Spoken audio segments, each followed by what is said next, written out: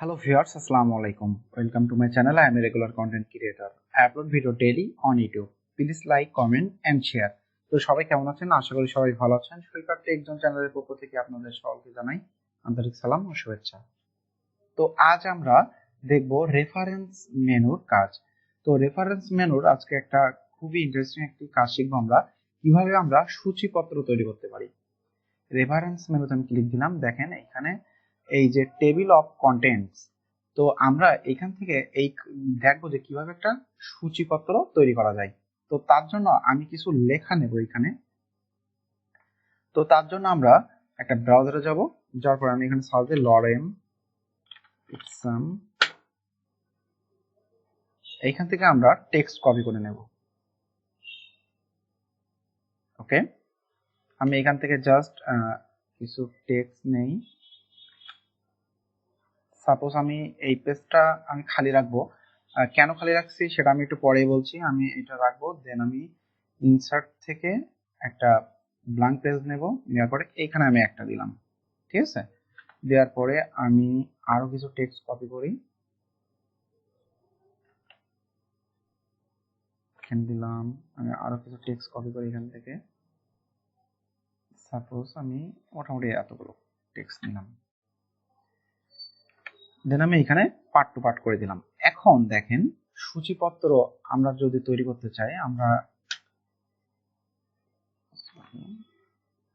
এখন আমরা এইখানে এই যে এই পেজটা আমরা মূলত আমাদের সূচিপত্রের কাজটা করব, লেখালেখির কাজটা।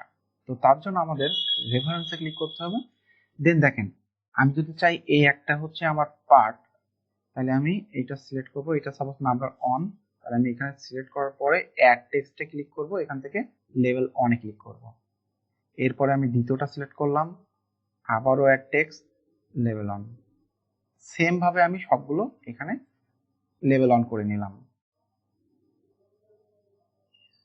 আমি চাইলে এখানে আরেকটা অ্যাড করে দিতে পারি। আমি সাপোজ এইটা একটা যদি টাইটেল হিসেবে দিয়ে দেই, এখানে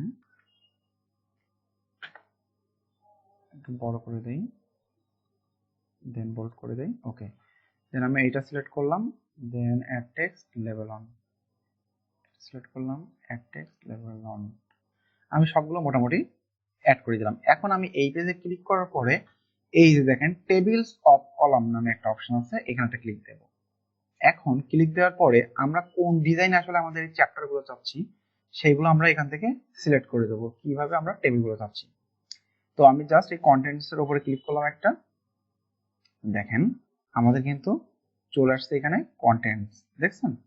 তো এইখানে কিন্তু আমাদের মোটামুটি তৈরি হয়ে গেছে আমরা যেগুলো সিলেক্ট করছিলাম। তো এটা এই পার্ট,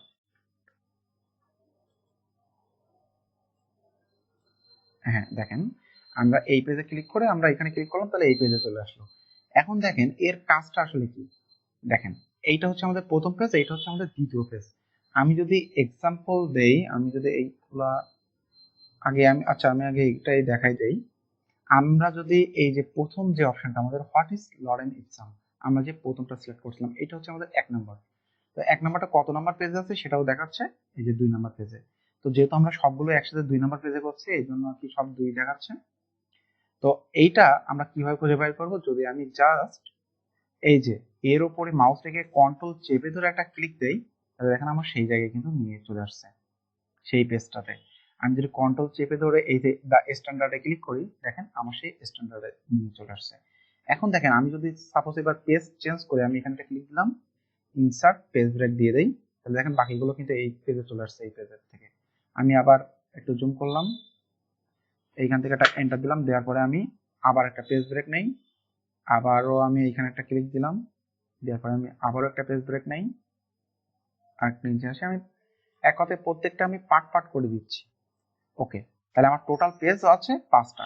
এখন আমি যদি আমার প্রথম পেজটাতে যাই, এই যে সূচিপত্রের, এখানে আমি একটা ক্লিক দিয়ে আমি যদি আপডেট টেবিলসে ক্লিক করি একবার, তাহলে দেখেন এবার আমার এই কোন কন্টেন্টটা কোন পেজে আছে আমার কিন্তু বলে দেবে। এখন আমি যদি এই যে why do you use it, এটা কত নম্বর পেজে আছে আমার এখানে কিন্তু বলে দিচ্ছে 3 নম্বর পেজে আছে। এখন আমি যদি কন্ট্রোল চেপে ধরে এটা ক্লিক করি, তাহলে দেখেন আমার কিন্তু সেই 3 নম্বর পেজে নিয়ে চলে আসছে। এই দেখেন এটা কিন্তু আমার এইখানে দেখাচ্ছে যে আমি এখন 3 নম্বর পেজে আছি। আশা করি বুঝতে পারছেন কিভাবে আমরা এই সূচিপত্রটা তৈরি করতে পারি। আমি দেখেন, আমি যদি আরো আরেকটা পেজ নেই, এখান থেকে আমি যদি আবারও একটা পেজ ব্রেক নেই, নেওয়ার পর আমি সাপোজ এখানে ডেমো হিসেবে কিছু লিখি। আমি সাপোজ এখানে দিলাম ডেমো 0, যেহেতু এখানে 7 নম্বর পেজ, এটা 07 দিয়ে দিলাম, এন্টার দিলাম, দেওয়ার পর আমি সাপোজ এখানে কিছু লিখে দিলাম।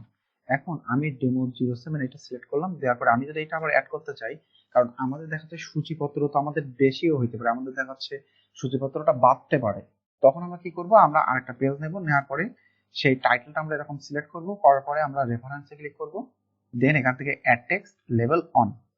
ওকে, এখন আমরা আবার সূচিপত্রে ফিরে যাব আমাদের সূচিপত্রের এই পেজটাতে।